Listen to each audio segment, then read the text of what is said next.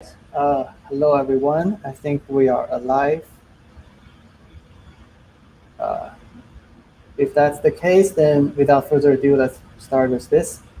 So the topic for today is how to do integration tests. So this is a newbie-oriented workshop where I will guide you through the process of compiling your contracts, deploy that to a local test network, and write automated scripts to automate the testing of these contracts. So we are going to need a few things for this. The first is you need a Mac or Linux computer with x86 processors. So this last piece is important because the local test network called local Terra actually doesn't support ARM processors. So I learned the hard lesson because I bought a M1 Mac myself and I tried a lot of different things and couldn't get it to work. You might hear about things that somebody has gotten it to work. I don't trust that. You can try yourself, but probably you won't get it to work, and there is currently no solution to this. So the second thing is Docker. I trust you all have Docker.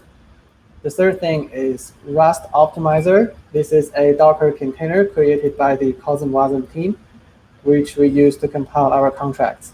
You can, of course, compile your contracts in some other ways, but for the sake of reproducibility, we always recommend using a consistent way of doing it.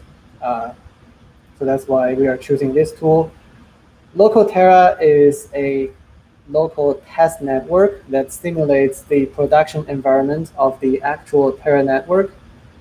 If you're watching this from the future, this name might have changed because there's a DeFi protocol also called Local Terra, and I think the plan is the test network is going to rename to avoid the confusion.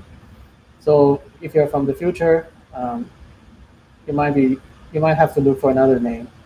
Last thing is Node.js. We are going to write our test scripts in TypeScript and using the Terra.js library to interact with our local test network. So the first step, well, let's actually start by talking about how to compile the contracts. So we scroll to this section of the README file. So this big block is the command you're going to run in order to compile the contracts. So what I'm doing here is I have my shell configuration file. In my case, I'm on a Mac, so I'm using ZSH. I basically store these two long commands as an alias. So basically, I only have to type Rust Optimizer or Workspace Optimizer. I recommend you doing the same. Also, if you're from the future, make sure to update this version to the latest. So speaking of the difference between these two, if your project only has one smart contract, you can use Rust Optimizer. If you have multiple contracts in the same project, it is recommended to use Workspace Optimizer. But actually, even if you only have one smart contract, you can also use Workspace Optimizer. So my recommendation and what I'm doing is I use Workspace Optimizer for everything. Right. So let's actually do it. So for this demonstration, we are going to use the Terra swap smart contract. So the first thing is you go to GitHub, find the page of Terra swap, and clone that repository. So I have already done it. So let's cd to that folder. And this is what we have in the Terra swap repository. The most important two folders are contracts, which are your contracts, and packages, which contains the definition of the message types that users and developers use to interact with your contracts. So packages is not mandatory, but it is highly, highly recommended because if you can separate out those message definitions and upload your packages to crates.io, which is an online repository of all the Rust packages, it really makes life much easier for other developers to interact with your contracts. So it's highly recommended. So we are going to compile this for now. The compiled contracts are going to be stored in the artifacts directory. So let's remove that for now. And let's just type in workspace optimizer, which is my alias for that long block of code, and just hit enter. Well, this is not expected. Is the Docker daemon running? I don't know. Let me just restart this.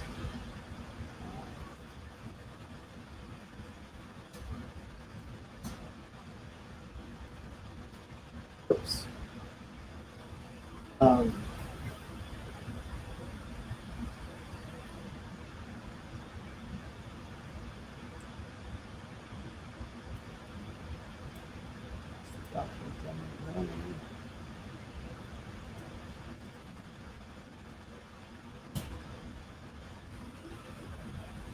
Let me try restart my Docker process.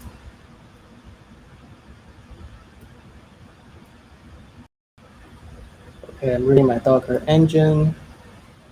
Let's give it another try. Yep. Okay. So you see it's doing a lot of things, including throwing some warning messages. We can ignore this. If you write your cargo.tobl correctly, it should just compile without any warning messages. So you see it finishes compiling these contracts in very short amount of time, like 0.09 seconds. If this is the first time you compile these contracts, it probably will take much longer, like a minute or two is normal. It's very quick for me because I have already compiled these contracts before, and it's some sort of cached these files in my hard drive, so it's quick for me. And after compilation, it is going to optimizing it, basically reduce the size of these contracts so that they can be stored on the blockchain. So once this is done, we see there is the artifacts folder, and we can see what's inside. So we have a few WASM files. These are the binary files of your compiled contracts, and as well as a checksums. Let's take a look at what's inside.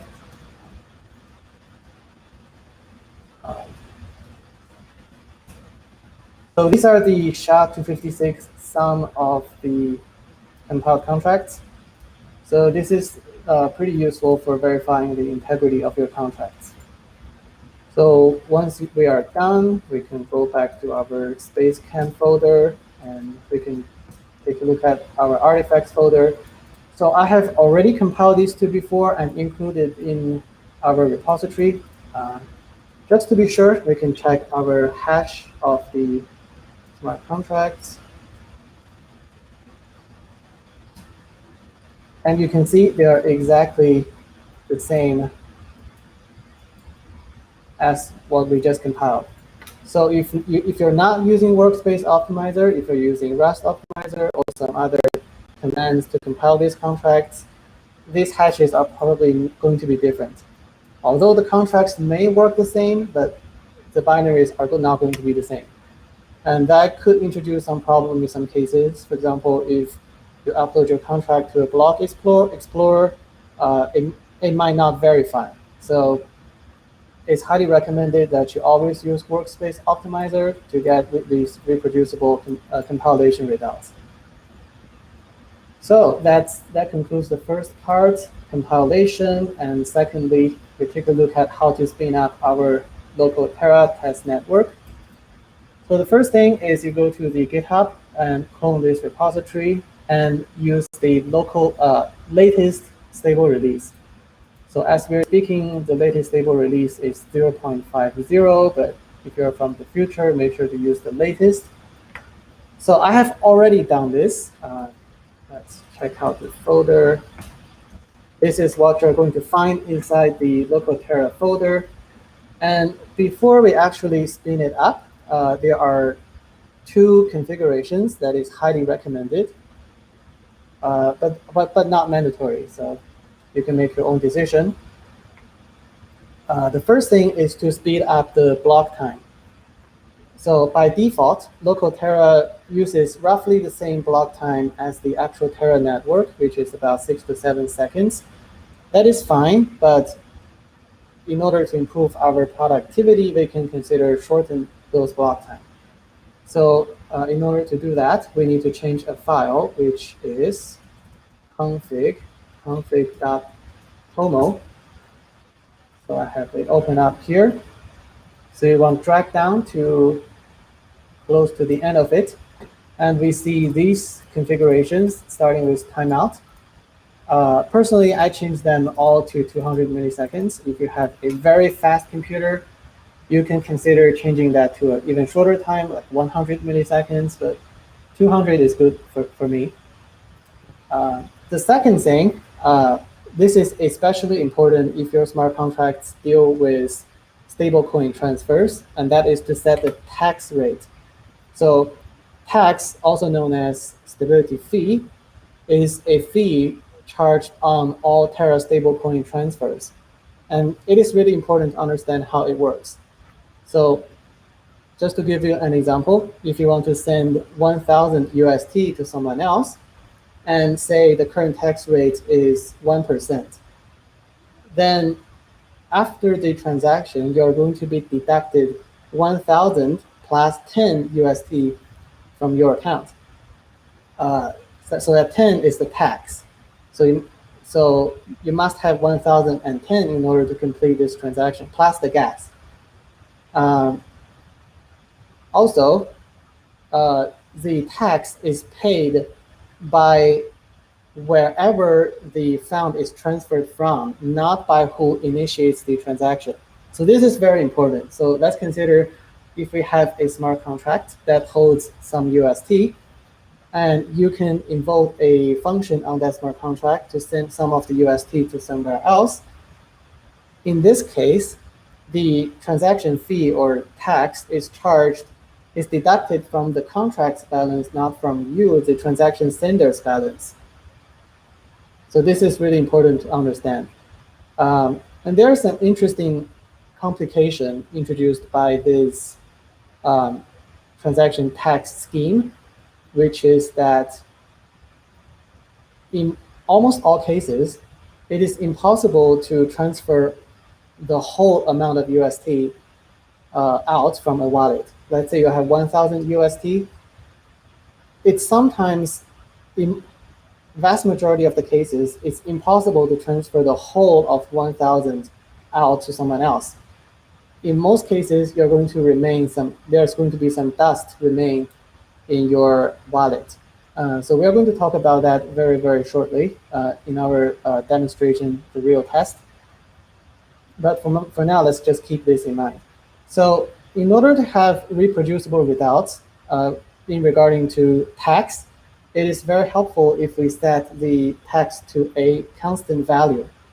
If we don't do this, the tax changes every block. Well, probably not every block, but every few minutes at least. If tax rate changes all the time, it's sometimes difficult to predict beforehand what the output of our transaction is. So right now, we are going to set this to some constant values. In order to do that, we use a code editor to open config/genesis.json. So where's that file? Genesis.json. So you want to scroll to this section of the file and look for these three numbers. Text under text policy. This is the minimum rate, and this is the max rate. Here I'm setting them both to 1,000 or 0.1%. And here is change rate max. This is the maximum change that can happen to tax rate in a block. I'm setting this to 0 so that tax rate won't change at all. So because we're going to deal with USD transfers in our text, this is very important that you do this. So once we are done with these configurations, we are ready to spin up the local Terra testnet. And the command is simply make sure you're in the local Terra folder, not in any other folder. And we type docker compose app. But it's going to get a few things ready. And here we go. It is running as expected. So how do we know that our testnet is working? There are two ways of doing this. So let me switch my screen sharing to my browser window.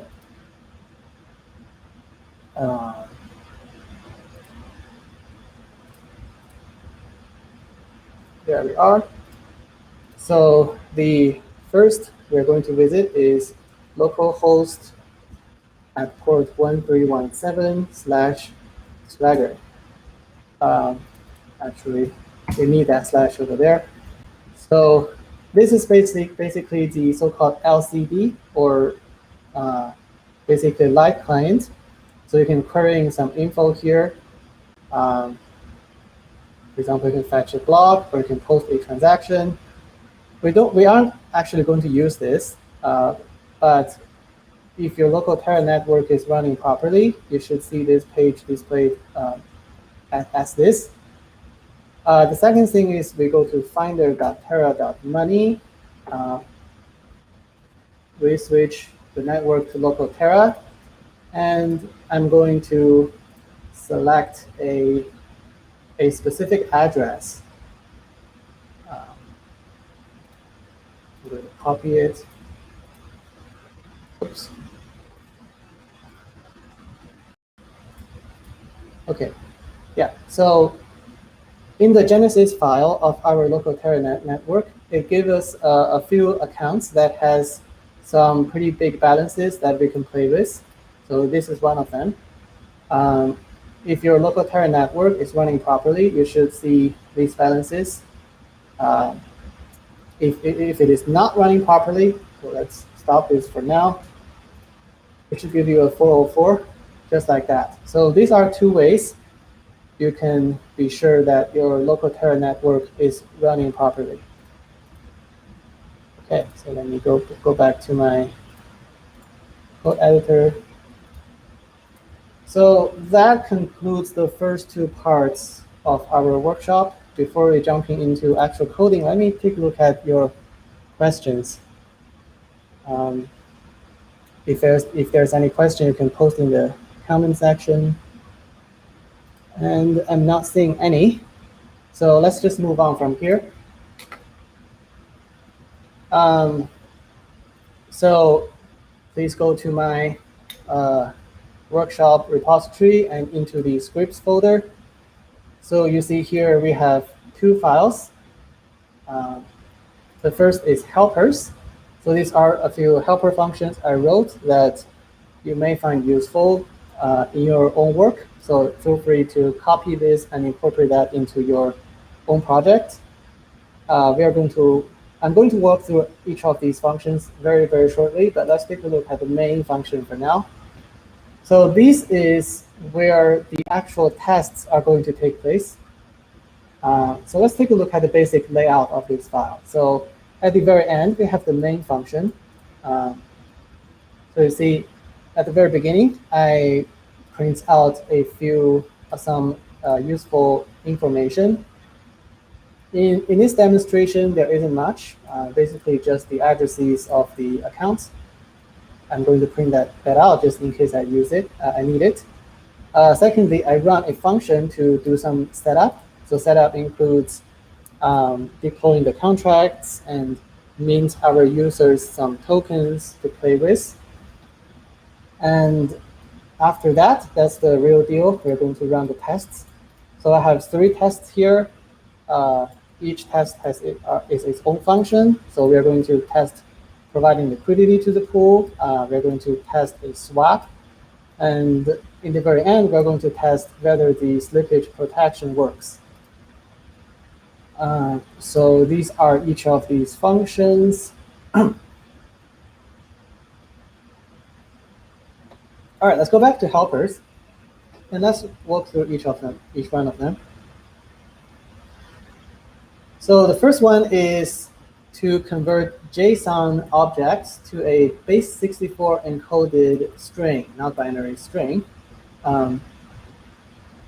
So this is the data that we're actually going to post onto the blockchain, and our smart contract engine, CosmWasm, is going to decode this from base64 string to a Rust object and process it. So we're going to use this basically in every function. Send transaction, well, basically sends a transaction. So it takes a few parameters. The first is Terra, which is either a local Terra object, or if you're working with mainnet or a public network, it's called an LCD client.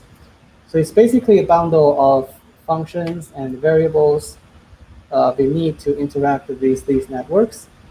We're going to need a sender, which is a wallet object, which contains our private key and can sign these transactions.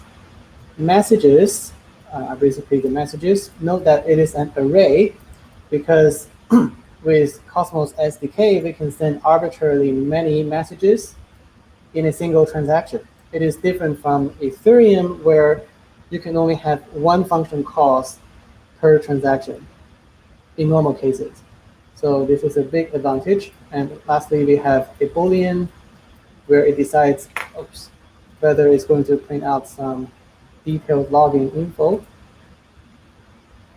So the first step in sending a transaction is we need to sign it. So we pass in the messages and we declare how much fee we want to pay. So here, this is our gas limit, which is 30 million gas, and the amount of transaction fee we want to pay. So we pay in both Luna and UST. So make sure that, pay attention that here it is micro Luna, which is 10 to the power of -6 Luna. So if you reduce this by 6 magnitude, 1, 2, 3, 4, 5, 6, we're paying 4.5 Luna for this transaction, as well as 4.5 UST. So this is obviously much more than what we need. And this gas limit is also much more than what we need. So if you want to use this transaction, want to use this function for mainnet, make sure to change these parameters. But we're using this on testnet, so I don't care. I just make sure I have sufficient amount of it. So, and then we broadcast the transaction and get the receipt. It's receipt in Ethereum, but I guess in Terra we call it result. So if verbose, we print out the result and we handle the error. If it is error, we throw an error. If not, we return the result object so that it can be parsed. All right, so nextly, we have two functions that basically wraps the send transaction function. So first one is store code. So the process of deploying a contract on Terra is different from Ethereum. It consists of two steps. The first is to upload the binary we just compiled to the blockchain. So it is stored on the blockchain, and we get back a integer, which is the ID of that code. So basically what we're doing here is we send a special type of message called message store code. And we get the code ID back. So I have the result, I parse the result, I turn that into an integer, and we return that integer. So that's pretty straightforward. The second step in deployment is instantiate. So basically in this case, the blockchain creates a new address, a new account for our contract, and points and the contract stores a code ID which tells the contract which binary to use when executing a message. So this is the send transaction command, and we have this message type called message instantiate contract. We pass in a few parameters. This one deployer is the address who is signing or sending the transaction. This one is important, called admin. Admin is the account that has the privilege to upgrade or migrate a contract. So if you're building a protocol, in most cases, this is probably going to be your governance contract or a multi-sig controlled by some trusted people. If you want your contract to be immutable, to be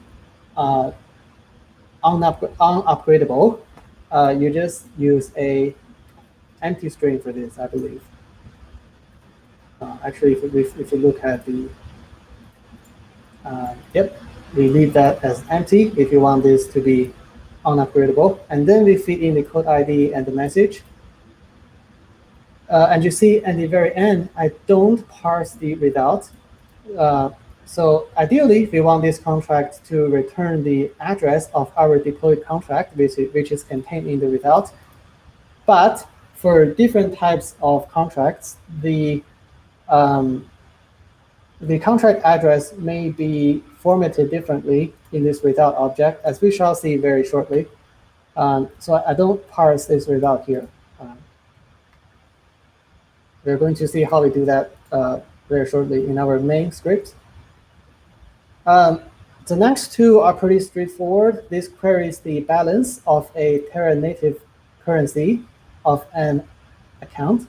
So you pass in the account and you pass in the denomination. For example, if it is you want to query the UST balance, then we pass in UUSD, which is micro US dollars.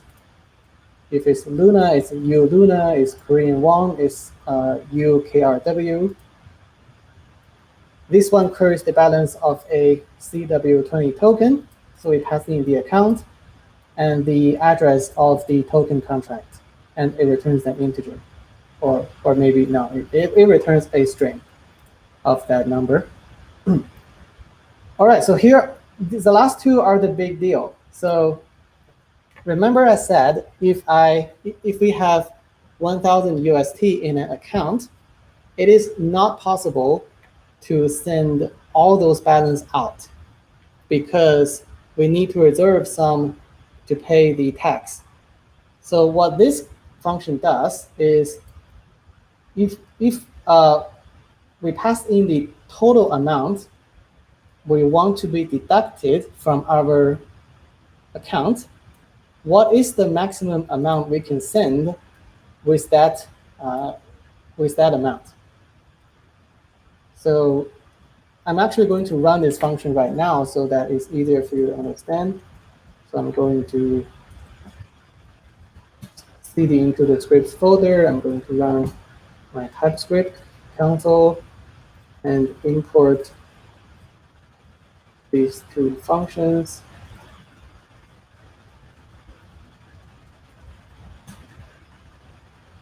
And let's see, we have 1,000 UST. In this case, 1,000, and don't forget the 6 decimal places. So 1, 2, 3, 4, 5, 6.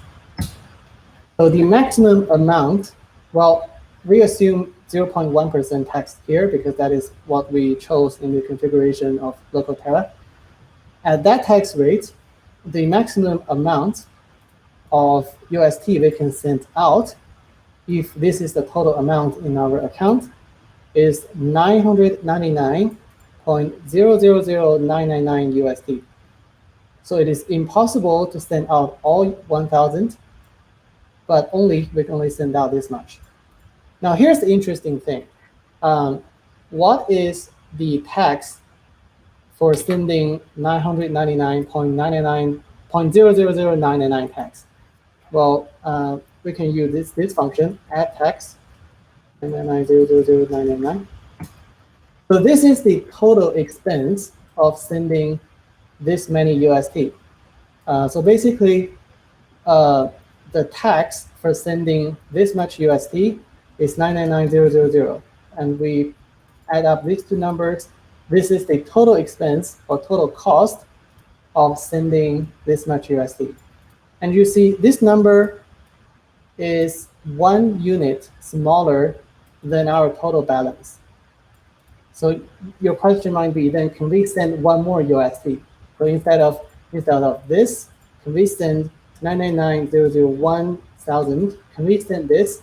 Well, the answer is no, because if you add tax, 999,001,000, this is the total cost of sending this many USD, and you see this is one more unit than our total balance. So we cannot send this much, and this is the maximum amount we can send.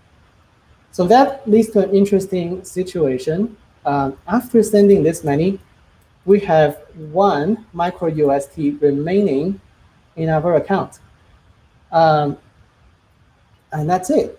Based on the design of the tax mechanism of the Terra blockchain, it is impossible at 0.1% tax rate to send all 1,000 USD out of a wallet. We always have 1 unit, 1 micro USD remaining in that account. So it is pretty annoying fact as far as I'm concerned. So if you are a smart contract developer that wants to work with Terra stable coins with your contract, it's very necessary to understand how these mechanisms work. Okay, so that's it. That's it for our helper script. And let's move on to main script. And let me see if you have any questions. Is there a link to a repo with the code for this tutorial? Yes, check my Twitter account. I posted the link in a tweet. Okay, so all right, so from now we have 2 options, and I want to listen to your opinion.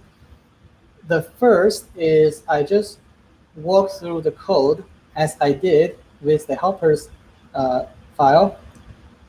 The second option is I delete every code and I write them up from scratch and comment along the way.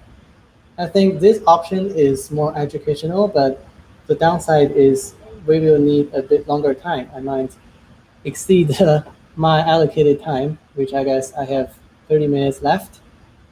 So what you guys think? You can type that in the comments.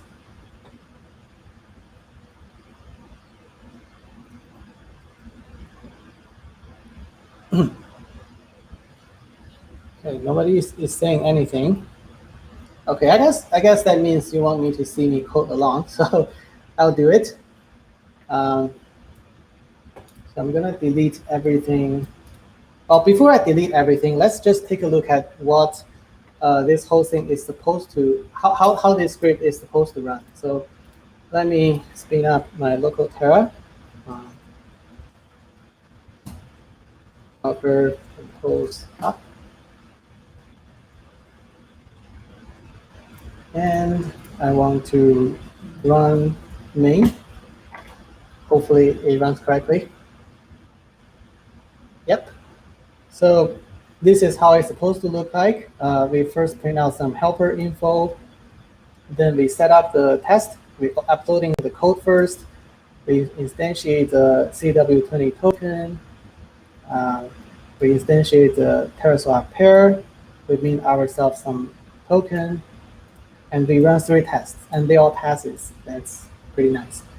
So this is how it's supposed to look like. And now let me delete everything, and we do this from the scratch.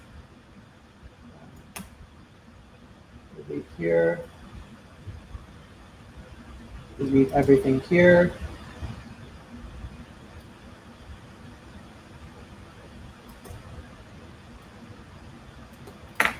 All right. So remember I said to deploy a contract, we have 2 steps. The first is to store the code, and the second is to instantiate. So in order to test our TerraSwap, we first need to have a token. I call it mirror token here. So let's start by deploying the token contract. So let's first store the code. I'm going to call it CW20 code ID is every transaction we're going to do is an asynchronous function. So I'm going to do everything in an asynchronous function and use the await keyword to wait for the execution to finish. So I imported store code from my helper script. So I'm going to use that function. Let's see, the first argument is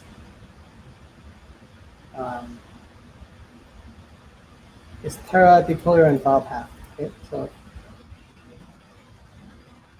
so here I created my Terra object, which is basically just new local Terra. So pass that in. And the account I want to use for it is deployer. And my file path is .artifacts / Terra swap token.wasm. And just let me print that out.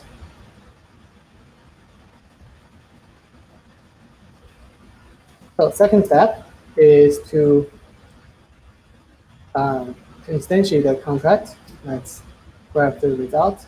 So let's call it token result is await instantiate contract Terra. So we need to pass in the deployer, the admin, code ID, and instantiate message. Okay. So deployer, let's make deployer itself the admin as well.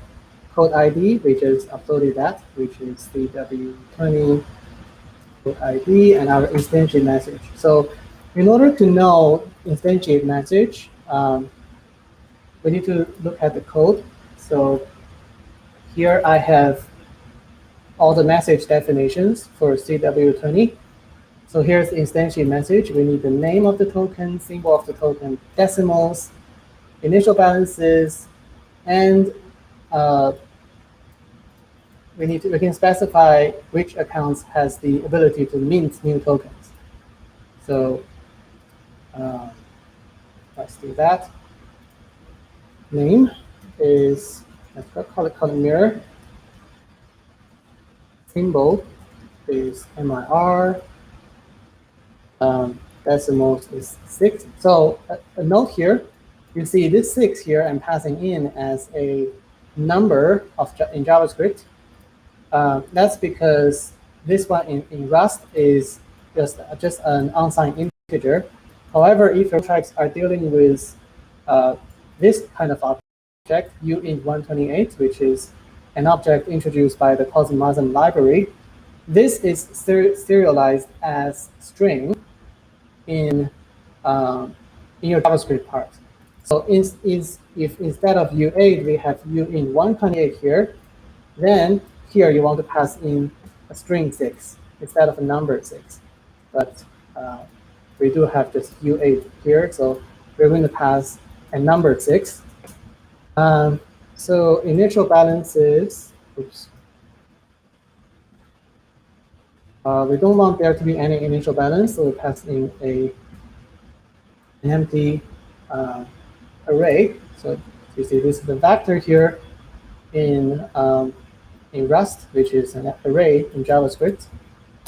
And mint, we want to specify minter be ourself.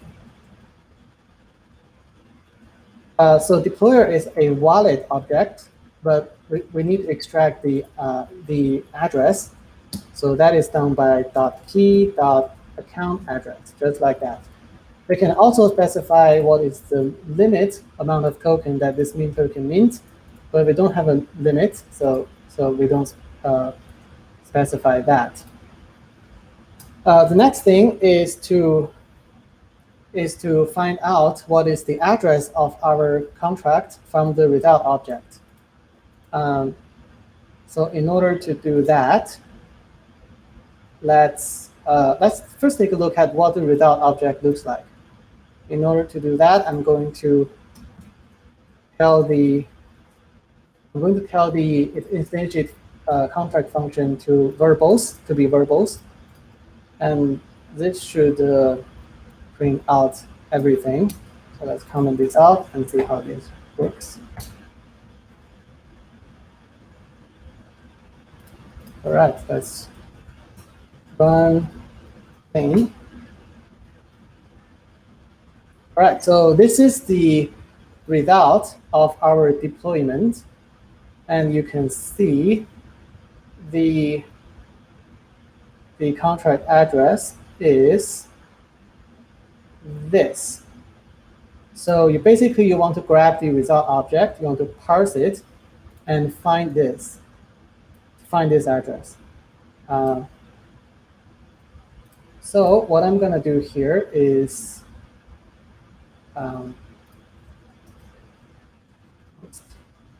here token. I'm just going to copy this over. So it is the first item in logs, first item in events, and the fourth attributes, and the value of that. That is the address. So that finishes our first deployment. Secondly, let's deploy our TerraSwap pair. So similarly, we store code, Terra deployer, address is artifacts, TerraSwap pair.wasm,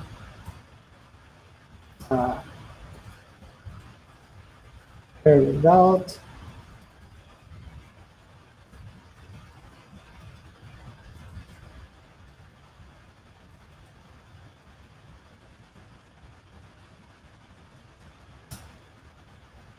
So if you look up the instantiate message, we need to tell the pair contract what are the two assets in the pair and what is the code ID of the CW20 token.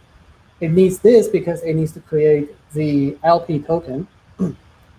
So what is asset info? Asset info is, let's go down. You can find all these definitions in the TerraSwap repository. Where's asset info? Here's asset info. It's a enumerate. So it could either be a CW20 token where we specify the contract address, or it could be a native token where we specify our dnode. So, so assets is an array. The first one is our mirror token. So token contract address, which is our mirror token. The second is a native token. And the denom is UST, so that's UUSD. And lastly, we also need to feed in the token code ID, which is CW token code ID. Now we need to find out the address of the TerraSwap pair, and that's more complicated because in the instantiation, this message actually creates two new contracts, the TerraSwap pair as well as the LP token. So the output of this result is a bit more complex. So let's actually just run it and see what it looks like. Oops. Error parsing into TerraSwap, missing through asset. It should be asset infos. Again. Yep, that worked. So this is the LP token, and this is the pair. So we're going to parse this result, and let me just copy my previous code over. So basically here, I find the instantiate contract event, which is this object. As you see, the type is instantiate contract. And I grab the third, which is our TerraSwap pair, and the seventh, which is our LP token. So that's it. So that finishes the, we need to mint ourselves some tokens. So let's just do it. Await send transaction. So let's see. First, we no longer need this.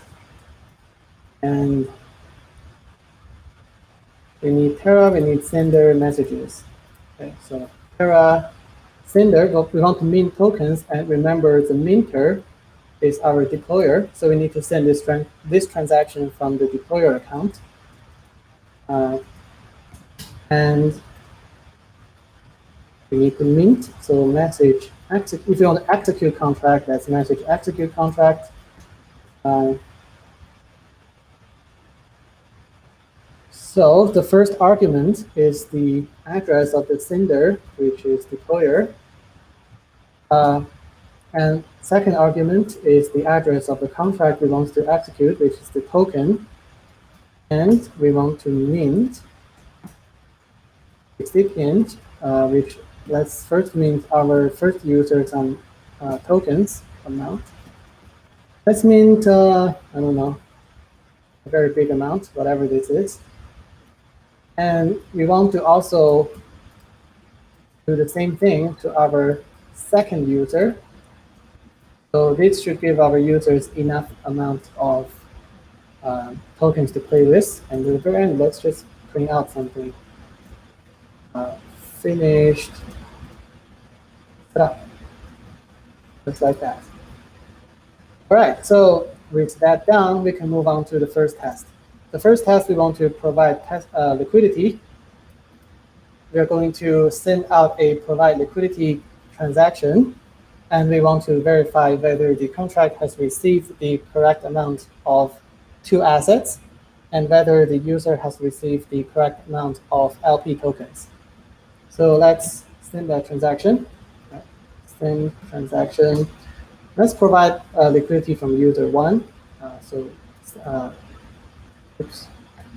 We need to first Terra and extend this transaction from user 1 and new message execute contract. Again, the first argument is the address of the sender, so user 1. The address of the contract we want to interact with. So the first step is we need to approve the wait a second here. This is supposed to be an array, just like that. The first step to provide liquidity is we need to approve the pair contract to spend our CW20 token. So to approve, we need to interact with the token contract, which is mirror token. And to approve, we use the increase allowance message type. The spender is, of course, our pair and the amount. So in this example, we are providing 69 mirror and 420 USD. So let's approve 69. And don't forget about the decimal places, which is 6 zeros. And in the second message, we actually provide the liquidity to user 1. This time we interact with the Terra swap pair contract. And the message we're going to use is provide liquidity. So let's take a look at what's the message types. So we need to specify the assets and 2 optional variables, which we're going to ignore for now. So what are the asset objects? Asset is basically the info of the asset, which is either native token or token, and the amount. Okay, so assets. The first asset is our mirror token. So the info is token, and we need to tell the account address, which is mirror token, and the amount is 69 followed by 6 zeros. Now here, be careful that the type of these variables is uint128. So it is serialized in JavaScript as a string. So you need to pass in a string here. Second asset, which is USD, so native token, The denom is USD, and the amount is 420 followed by 6 zeros. And we are not providing those two optional variables, so that should be it. So what are the things we want to verify following the transaction? We want to know that the pair contract actually received the correct amount of UST and mirror token. So let's do just that.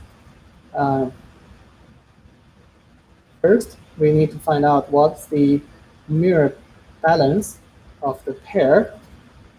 For this, we use the query token balance helper function, which I created in the helpers file.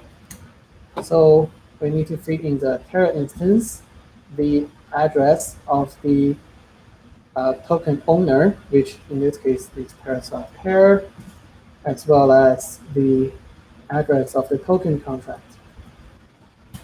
So now we are going to assert the number is exactly 69. So for this, we're going to use the chai library. So this chai is not the same chai, the same payment network using the Terra blockchain. This is a JavaScript library for verifying results, basically. So, and the syntax of chai is like very, very intuitive. So we're using a submodule called expect, and the syntax is as follows. We expect pair mirror to equal 69. That's it. Right, so that's it. The second, we want to verify the UST balance, which we're going to use the query native token method. So Terra, the address of the pair, as well as the denomination, which is USD. And similarly, we expect that to be 420. All right, one last thing, we want to verify that the user has received the correct amount of LP tokens. So what number is that? We need to take a look at the code of TerraSwap pair, which I have here. This is the section of the smart contract that calculates how many LP tokens we should receive. And you see the way it goes is if total share, that is the total circulating amount of the LP token, is 0, meaning if this is the first time someone ever to provide liquidity, then that amount is the amount of the first asset times the amount of the second asset, and we take a square root. So it's pretty simple. If this is not the first time someone provide liquidity, then we use this calculation right here, which is not relevant in our specific test. So I already calculated it. It's this times this, take the square root, and we expect to receive this many. So let's check that. User LP, the weight, query token balance. Here we want to feed in the address of user 1. And the token we want to check is TerraSwap LP token. And we expect that to equal this number. Right, so just as a side note, how do you calculate this number? Well, you definitely cannot use JavaScript because the number most likely will overflow. So a tool I personally like to use is this website. So ksan.casio.com/calculator, or if you can just search the word high precision calculator in Google, and this should be the first result to pop up. So this is a tool I like to use. So with this down, let's try run this, and hopefully the test will pass. Let's see. Oops. 929.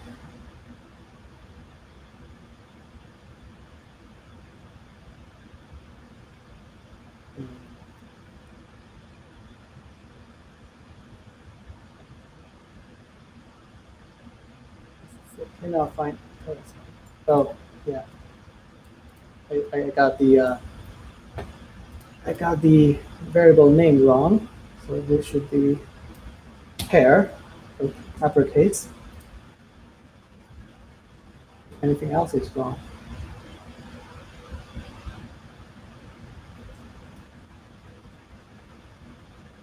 Here it is wrong. It should be uppercase. Uppercase here. And everything else should be correct.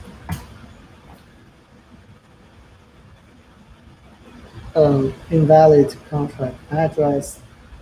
We finished that up, but invalid address. Let's here just make sure we got all the addresses correct. So let's print out the addresses of the tokens.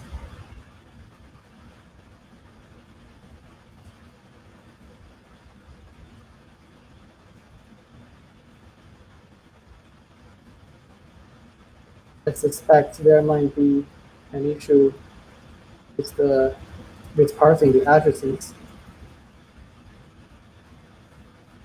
Let's see. The address parsing are correct. So what else is wrong here?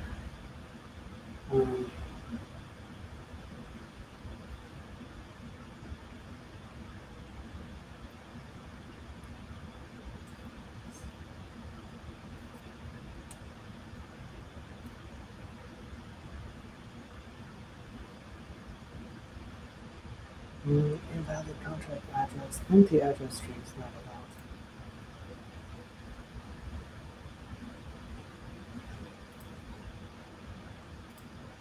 Let's see.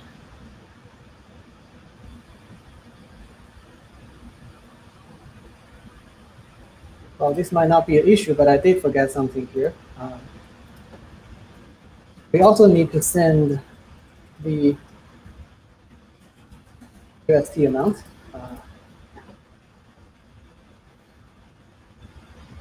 We need to send these assets along with the transaction.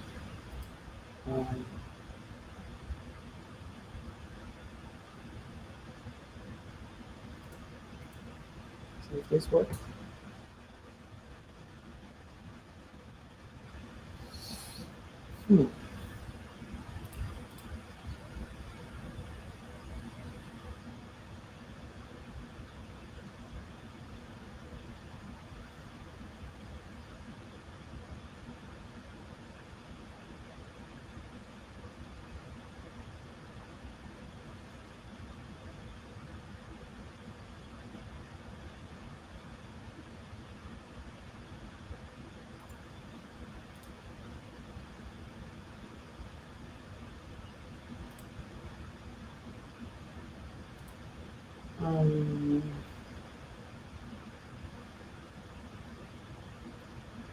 Okay, to be quite honest, I'm not quite sure what's going on. Let me just copy the whole test script.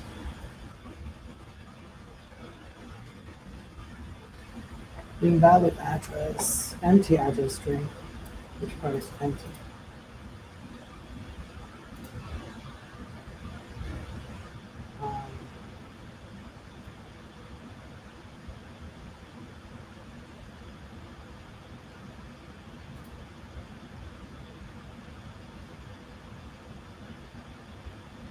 Oh, I see. I see. There you go. So we declare this variable top here. If we use a count here, then mirror token would become a local variable inside this setup test function. But if we remove the const declaration, then mirror token would be a global variable, right? So which becomes accessible in our function. So I hope this would work. Hooray, yep. So it worked. It doesn't print any error, which means it passed. So let's just print out passed. So that's the one that passed. Right? All right, so I'm just informed that I don't have much time left. So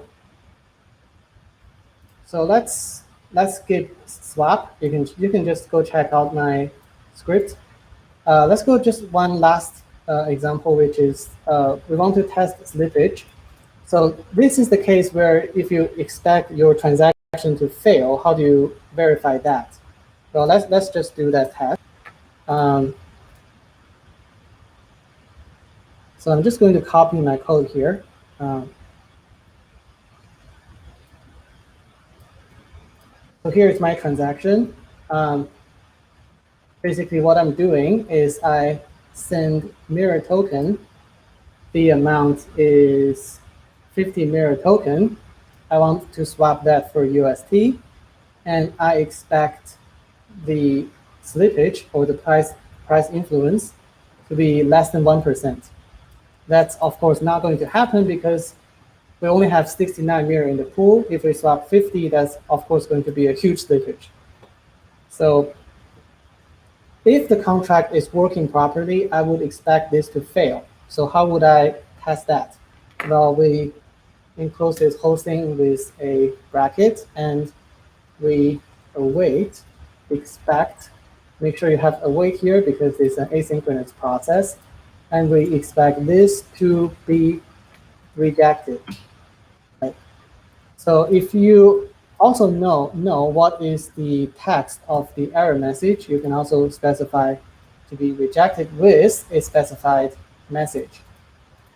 So let's just, before we do this, let's just see what it looks like if we don't do this. Then this whole thing should fail. Let's see what it looks like. So first thing passed, and the second test, we see the transaction failed as exactly as we expected, and the error message is max spread assertion. So that's working properly, exactly as we wish. So let's uncount this and try if it indeed passes our test. Actually, let's copy this success message. This is our test 3, so that passed.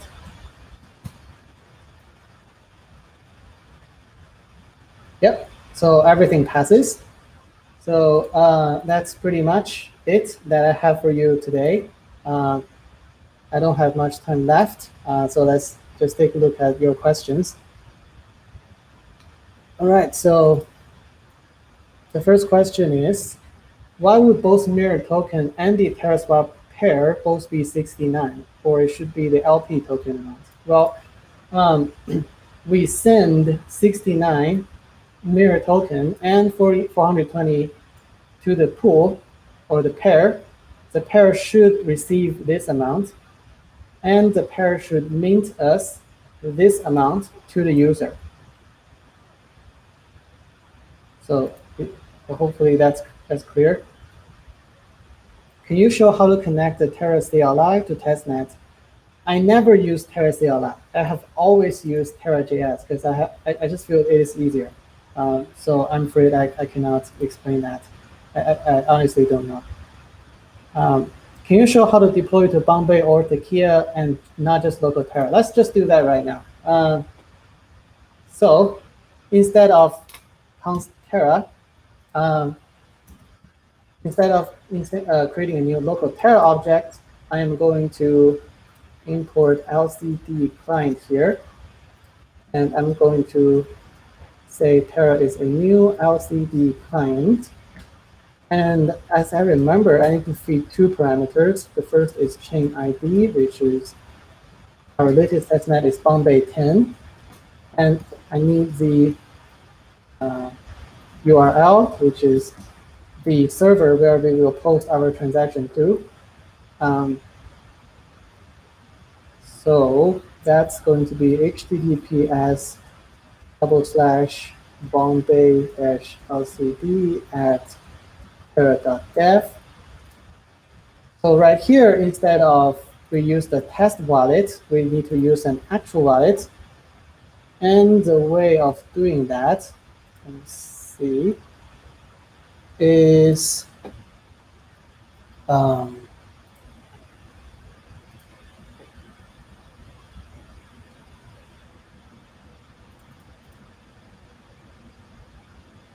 wait a second.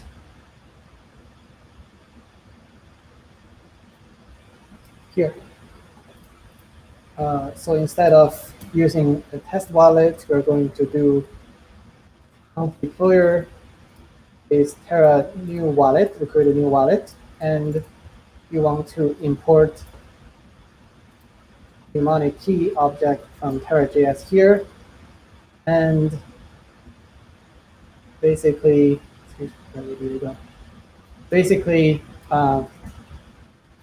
I'll put your mnemonic key here.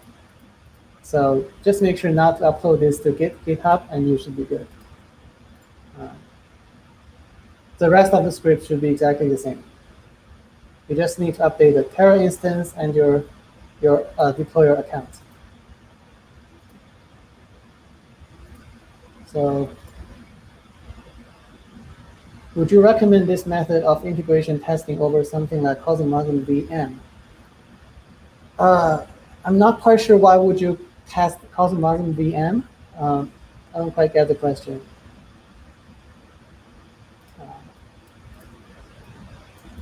Somehow this left chat won't let me scroll down. Who are the mentors for Confio and Secret Network? I don't know. Maybe ask that in the group chat. All right, I don't see any more questions. So if that's it, then that concludes this workshop. I hope you all learned something. If not, you can reach me privately through direct messages. And that should conclude the workshop. So Evan, you can terminate this now.